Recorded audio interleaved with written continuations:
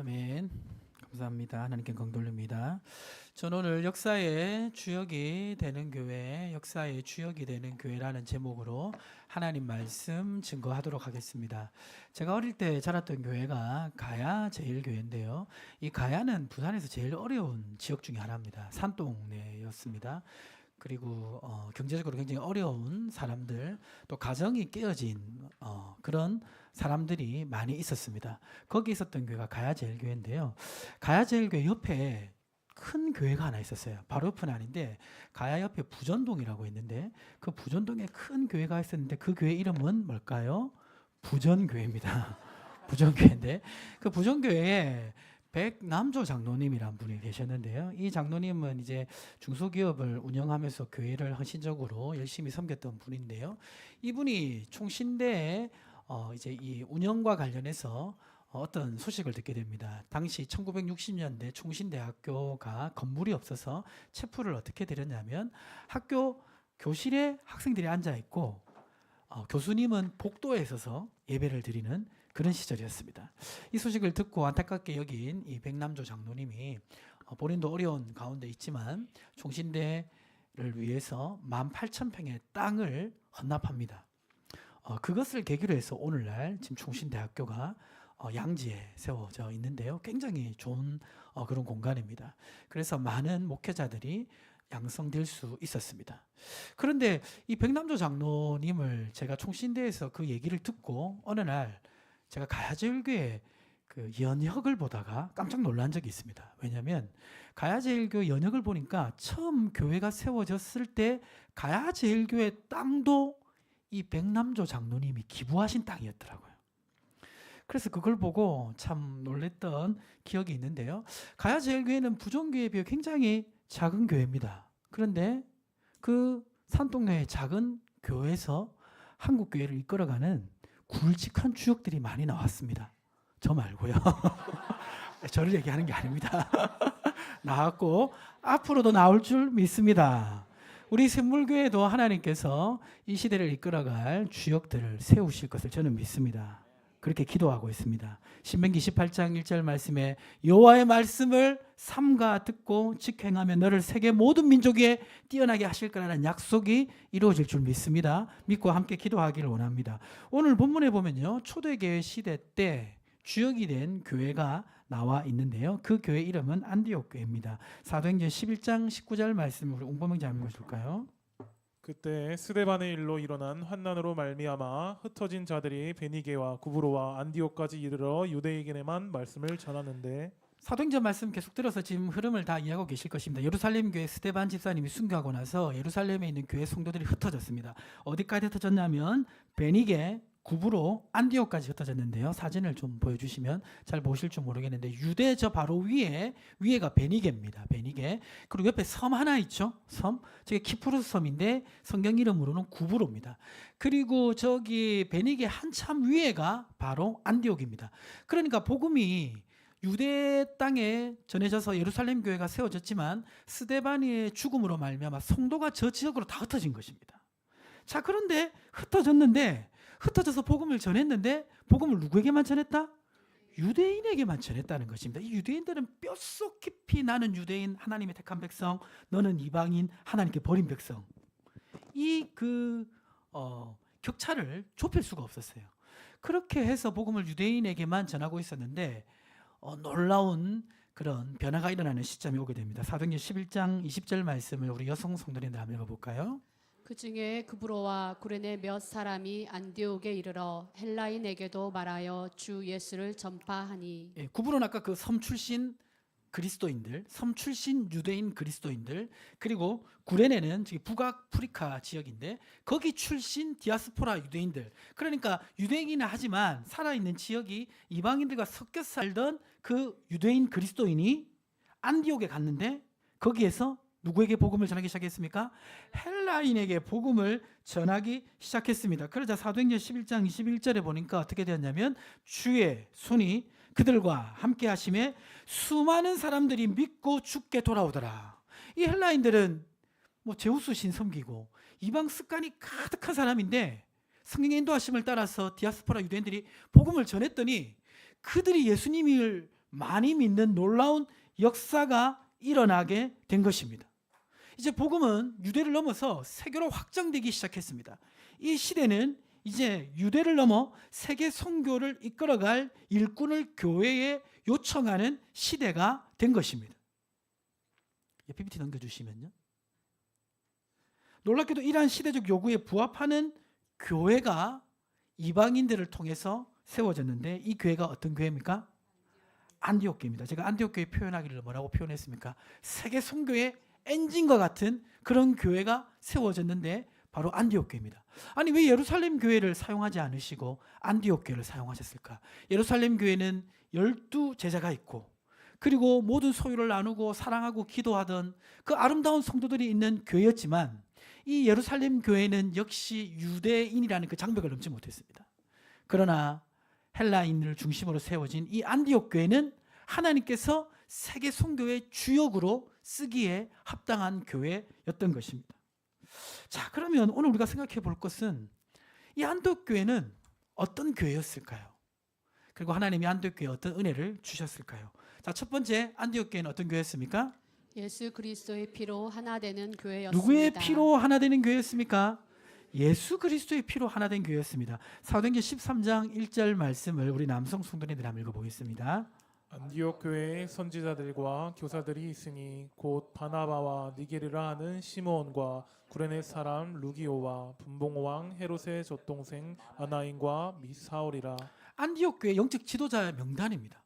영적 지도자 명단을 왜 다 적었을까? 그냥 성령이 역사하시고 은혜스러운 교회면 되는데 왜 성경은 이 명단을 기록하고 있을까?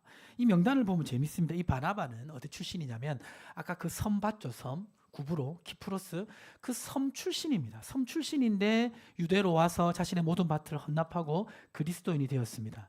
혹시 우리 성도님들 중에도 섬 출신 있으세요? 제주도에서 왔다. 예, 우리 김수종 권사님 섬 출신이신데 그 제주도 방언이 지금도 우리 본토 사람들이 잘 이해 못하는 게 있지 않습니까? 서귀포 제일교회에 그 광고판에 이런 광고가 하나 있었는데요. 뭐냐면 빙사기 우소복의 마심. 이 무슨 뜻일까요? 빙사기 우소복의 마심. 교회 표어로 딱 이렇게 친자 캠페인 표어로 붙였습니다. 무슨 뜻입니까? 자, 무슨 뜻인지 제가 보기를 드릴게요. 첫 번째, 빙긋이 웃으며 보지는 말자. 빙사기 웃어보게 마심. 두 번째, 빙긋이 웃어봅시다. 세 번째, 빙사기 웃어보게 마심은 빙상 얼음에서 웃지 말자. 네 번째, 빙사기란 사람이 있는데 그 사람을 비웃지 말자. 답은 뭘까요? 예, 답은 2번입니다. 예. 지금은 이제 워낙 이렇게 정보가 많이 교류가 되어서 격차가 없지만 그때 당시 섬 출신이면 뭔가 격차가 있었던 시대입니다. 그리고 두 번째 니게르라 하는 시몬인데 그냥 시몬이라 하면 되지 왜 니게르라고 했을까? 이 니게르는 보통 누구를 뜻합니까? 흑인을 뜻합니다. 그래서 이 니게르 시몬은 흑인으로 추정됩니다. 지금도 인종에 대한 편견이 있는 시대인데 그때는 더 심했습니다. 자, 그리고 세 번째 사람은 누구냐면 구레네 사람 루기오입니다. 구레네는 아까 말씀드렸듯이 북아프리카 좀 본토 유대에서 떨어져 있는 그런 지역의 사람입니다. 그리고 네 번째 사람은 누굽니까? 분봉왕 헤롯의 젖동생은 뭐냐면 유모가 같다는 거예요. 유모. 근데 오늘날에는 유모가 그렇게 이제 뭐 베이비시터 정도로 생각할 수 있지만 그때는 어릴 때부터 유모의 손에 길러졌습니다. 근데 한 사람만 길러진 게 아니라 몇 사람이 같이 길러졌어요. 특별히 왕족들은 같이 길러졌습니다. 그래서 이 젖동생으로 같이 큰 사람은 형제예요. 그래서 나중에 권력자가 그 중에 한 사람이 나오면 그 권력을 같이 누리는 사람이 됩니다. 그러니까 헤롯 안티파스 세례 요한을 처형한 그 헤롯과 굉장히 가까웠던 사람이었다는 것이죠. 그리고 마지막 누굽니까? 스데반을 죽일 때 앞장섰던 사울입니다. 이 사람들이 안디옥 교회 지도자였어요. 자, 이해가 되지 않죠? 왜 그렇습니까? 이 조합은 절대 섞일 수 없는 조합 아닙니까? 그렇죠? 절대 섞일 수 없고 하나 되기 너무나 힘든 조합인데 이 조합의 사람들이 안디옥 교회 지도자로 있었다라는 것은 안디옥 교회가 인종과 지역과 여러 가지 편견을 극복하고 그리스도 안에서 하나된 교회였다는 증거인 것입니다. 생각해보면 저기 특별히 저 마나행 같은 사람은 헤롯이 나쁜 짓을 많이 해서 헤롯을 미워하는 사람이 많아서 헤롯의 젖동생 하면 같이 싫어하는 사람이 많았을 것 같습니다. 그렇지 않습니까? 그리고 사울은 그리스도를 핍박했던 사람이잖아요. 바나바의 입장에서 본다면 사울 같은 사람은 참 용서하기 힘든 사람이었습니다. 그런데 어떻게 주 안에서 하나가 되고 지도자로 저렇게 세워질 수 있었을까요? 에베소서 4장 32절을 우리 청년들이 한번 읽어보겠습니다. 이제는 전에 멀리 있던 너희가 그리스도 예수 안에서 그리스도의 피로 가까워졌느니라. 그는 우리의 화평이신지라. 둘로 하나를 만드사 원수된 것 곧 중간에 막힌 담을 자기 육체로 허시고. 자, 뭐로 가까워졌느니라? 그리스도의 피로 가까워졌느니라. 그리스도의 피로 말미암아 가까워진 것입니다. 그래서 원수 같은 관계도 무너지고 하나가 되는 역사가 있었던 것입니다. 에베소서 4장 32절에는 이렇게 말씀하고 있습니다. 김우진 집사님 읽어주세요. 서로 친절하게 하며 불쌍히 여기며 서로 용서하기를 하나님이 그리스도 안에서 너희를 용서하심과 같이 하라. 원래 안디옥 교회는 헬라인들이 많이 예수님을 믿었던 교회입니다. 헬라인들이 누굽니까? 유대인들이 봤을 때는 이방인이고 자신들을 핍박했던 사람들이잖아요. 그러나 그들에게 생명의 복음이 값없이 전해졌습니다. 헬라인들 입장에서는 자기는 하나님 은혜와 상관없는데 그 은혜를 받은 사람이 된 것입니다. 그렇죠? 그리고 만약에 예수님이 이 안디옥 교회에 오셨더라면 어땠을 것 같습니까? 예수님의 삶을 보면 예수님은 유대인들이 다 싫어하는 세리 삭개오에게 삭개오 집에 가셨던 분이고, 그리고 귀신 들린 막달라 마리아를 치료해 주신 분입니다. 여러분 귀신 들린 분 보신 적 없으시죠? 예, 저는 본 적이 있습니다. 예, 무서워요. 가까이 가기 싫습니다. 그러나 예수님은 가셔서 치료해 주셨고, 그리고 결혼을 5번이나 한 사마리아 여인을 의도적으로 만나셨고, 그리고 율법에서 접촉을 금한 혈루증 여인과 이방인 수로보니게 여인에게 찾아가셔서 그들에게 은혜의 복음을 전하신 분이 누구십니까? 예수님이십니다. 그 예수님이 안디옥교에 오셨더라면 바나바와 같은 섬 출신, 그리고 시몬과 같은 흑인, 그리고 루기오과 같은 저 타 지역에서 온 사람, 그리고 마나인과 같은 그런 권력자와 결탁된 사람, 그리고 사울과 같은 핍박자들에게도 여전히 함께 하시고 사랑하신다는 것을 깨닫고 믿었던 것입니다.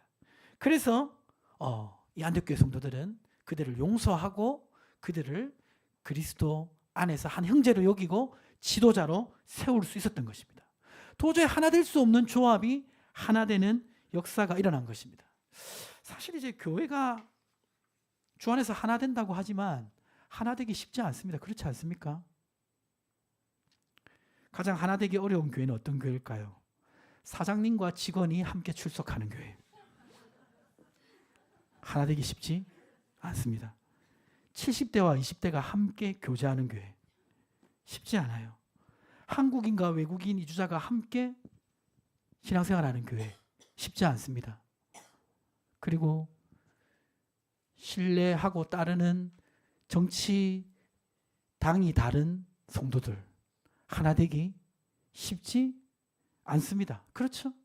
그런데 이러한 한계를 극복하고 지금 주 안에서 하나 되어 있는 안디옥 교회의 모습을 보게 됩니다. 에베소서 4장 2절과 3절에는 이렇게 말씀하고 있습니다. 한 절씩 교독할까요? 모든 겸손과 온유로 하고 오래 참음으로 사랑 가운데서 서로 용납하고 평안에 매는 줄로 성령이 하나 되게 하신 것을 힘써 지키라. 성령이 어떻게 하십니까? 하나 되게 하십니다. 이 격차가 큰 이 사람들이 하나 되는 것은 성령의 역사로만 되는 줄 믿으시기 바랍니다. 그리고 격차가 큰 사람들이 하나 되잖아요. 그 안에 놀라운 하나님의 은혜가 있는 줄 믿으시기 바랍니다. 우리 샘물교회도 우리 샘물교회 정서가 있어요. 그렇죠? 샘물교회 흐름에 있습니다. 그러면 샘물교회 흐름과 맞는 새신자가 올 수도 있고 샘물교회 흐름과 맞지 않는 사람이 올 수도 있지만 맞지 않는 사람이 와서 정착하게 되면 더 강한 성령의 역사가 일어나는 줄 여러분 믿으시기 바랍니다. 교회사적으로 보면요, 하나 될 수 없는 사람들이 모여서 하나 될 때 하나님은 놀라운 역사를 일으키셨습니다. 지금 이 안디옥 교회가 섞일 수 없는 조합이 성령 안에서 하나 되자 하나님은 이 교회를 통해서 세계 선교의 역사를 이루어 가시는 것입니다. 자, 두 번째로 안디옥 교회는 어떤 교회였습니까? 어떤 교회였습니까? 성령이 이끄시는 교회였습니다. 우리 양옆에 계신 분에게 그렇게 외치겠습니다. 성령이 이끄시는 삶을 삽시다. 안디옥 교회는 세워질 때부터 성령의 주권적인 역사로 세워졌습니다. 그 디아스포라 유대인들이 헬라인들에게 복음을 원래 안 전했는데 전했죠. 사도행전 11장 21절에 보니까 그러자 주의 손이 그들과 함께 하셔서 많은 사람들이 주께 돌아왔고, 이 소식을 들은 예루살렘 교회는 누구를 보냈습니까? 바나바를 안디옥 교회. 헬라인들이 예수님을 많이 믿고 교회가 세워지니까 그 교회를 이끌 지도자가 필요했습니다. 그래서 바나바를 보냈습니다. 이 바나바는 어떤 사람이었냐면 사도행전 11장 24절을 우리 청년들만 읽어볼까요? 바나바는 착한 사람이요 성령과 믿음이 충만한 사람이라. 이에 큰 무리가 주께 더하여 지더라. 바나바는 인품이 아주 훌륭했고, 그리고 믿음이 충만한 사람, 성령이 충만한 사람이었습니다.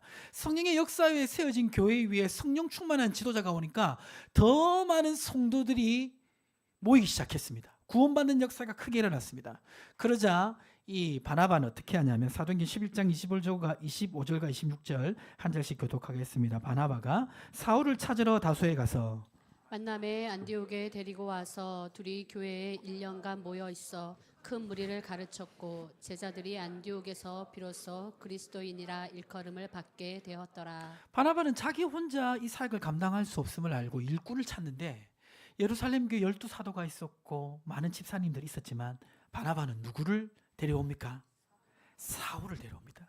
아직까지 교회에 불신을 받던, 과거에 그리스도를 핍박했던 그 사울. 지금 바나바가 사울을 데려오는 것은 인간적으로 인품이 좋아서를 넘어서서 성령의 생각에 순종하여 그 일을 한 것입니다. 그래서 바울이라고 하는 사울이 데려와서 함께 가르치자 더 많은 무리들이 더해졌고, 특별히 그때 안디옥 교회 성도들은 어떤 명칭을 가지게 됩니까? 그리스도인, 그리스도가 안에 사는 사람, 그리스도를 닮은 사람.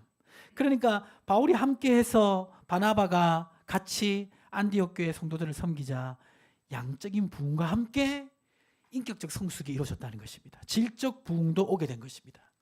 그리고 사도행전 11장 25절에 보면요, 이렇게 기록하고 있습니다. 같이 한번 읽어볼까요?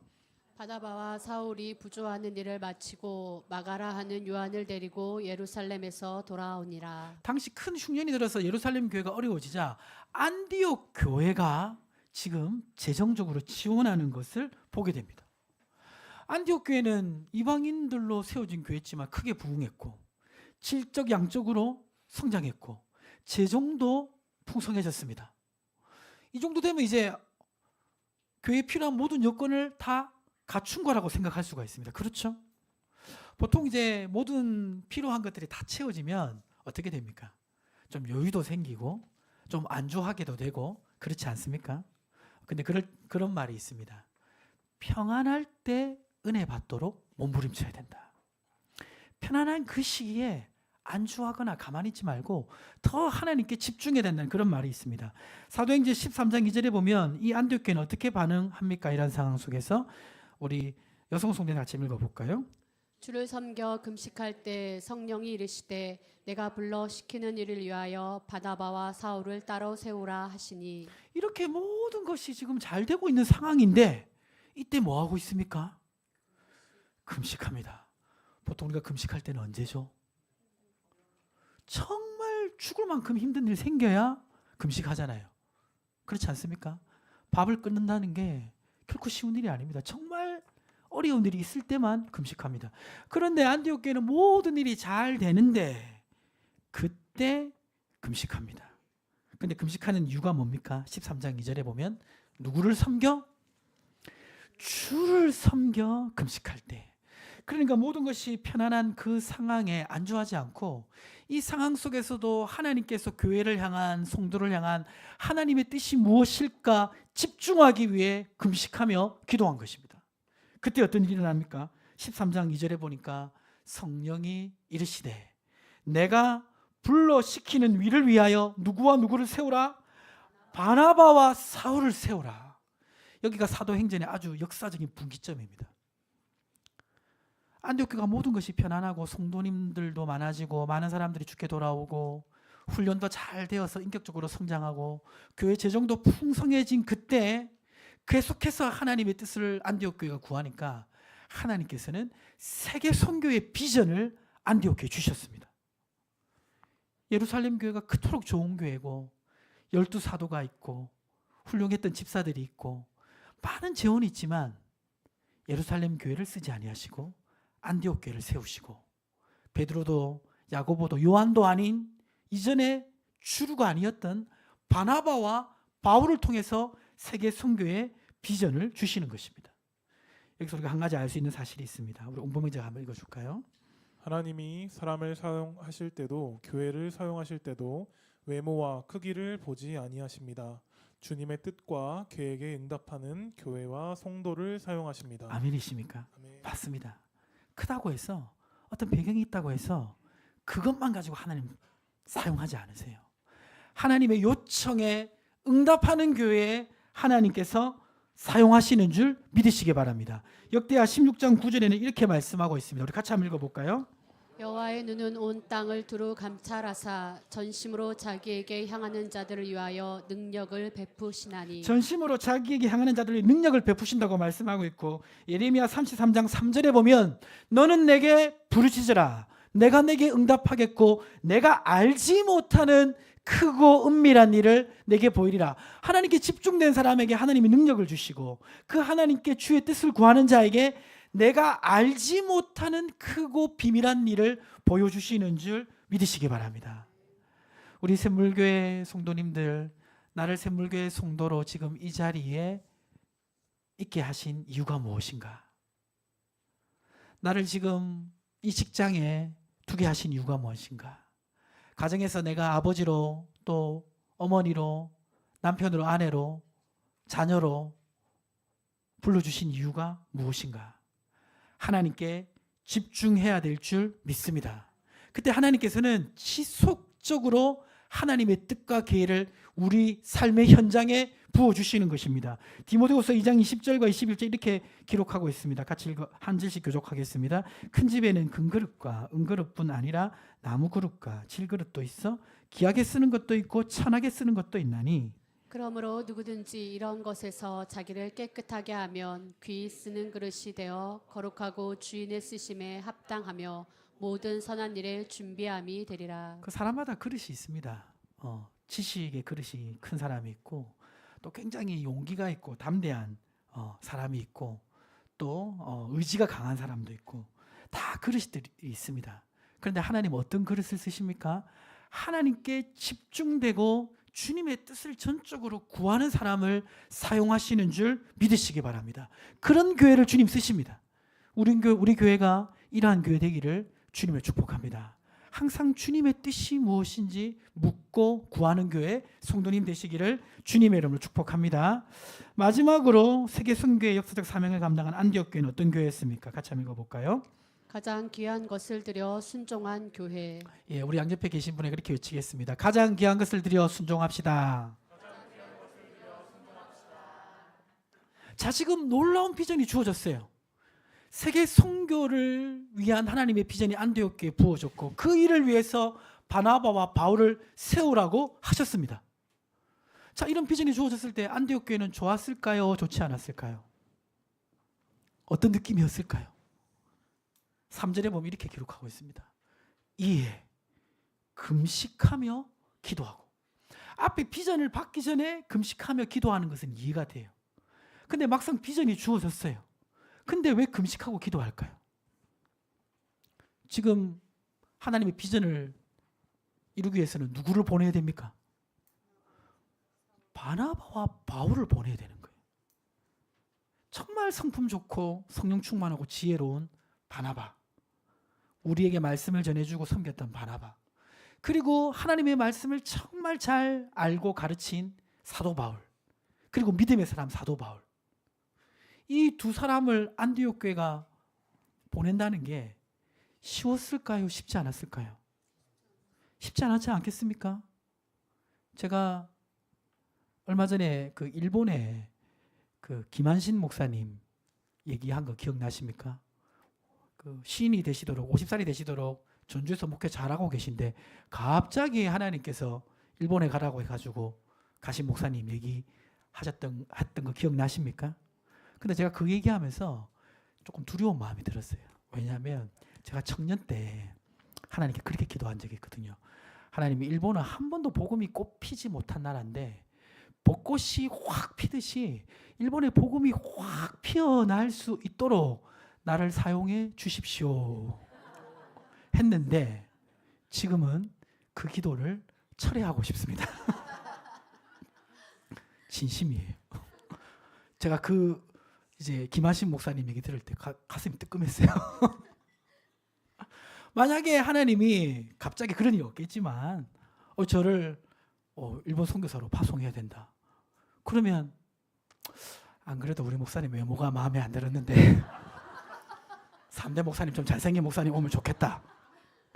이렇게 생각하시는 분 없잖아요. 그렇죠? 있습니까?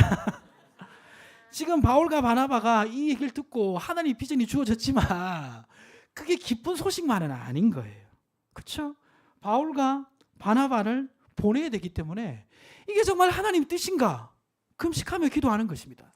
그리고 바나바와 바울이 그 험한 세계 선교 현장으로 가게 된다면 그들이 그 사역을 잘 감당할 수 있도록 기도해야 되잖아요. 그렇죠? 그래서 금식하고 기도하고 결국 두 사람을 어떻게 합니까? 안수하고 보냅니다. 안수하고 보낸다는 것은 하나님의 뜻으로 인정하고 보냈다는 것입니다. 우리가 그 비전을 받는 것이 좋게 느껴져도 비전 앞에 순종하기는 어렵습니다. 하나님이 비전을 주실 때는 무엇을 원하십니까? 헌신과 순종을 원하십니다.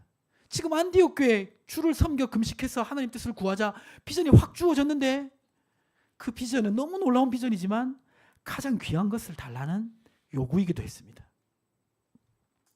만약에 안디옥 교회가 바울과 바나바를 안 보냈으면 어떻게 되겠습니까? 안디옥 교회는 계속 좋았겠죠. 바울과 바나바 얼마나 이 멋진 조합입니까? 그런데 세계 선교의 역사는 이루어지지 않았을 것입니다. 근데 안디옥 교회가 정말 가장 교회 귀한 자산인 바울과 바나바를 보내니까 세계 선교의 문이 열리고 안디옥 같은 교회가 이 지중해 연안과 저 유럽까지 마게도냐까지 세워지는 역사가 일어나게 된 것입니다.